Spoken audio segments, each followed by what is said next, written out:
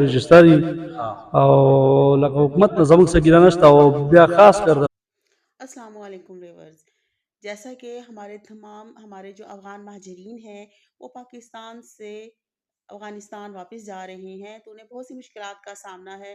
اللہ تعالیٰ سے دعا، خصوصاً عورتوں اور بچوں کے ساتھ مشکلات تو ہوتی ہی ہوتی ہیں، لیکن عورتوں اور بچوں کے ساتھ جو مشکلات ہیں وہ تو الگ ہی ہیں۔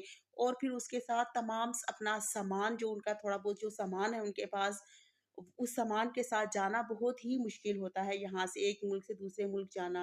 اور اللہ تعالیٰ سے دعا ہے کہ ان تمام افغان بہن بھائیوں کو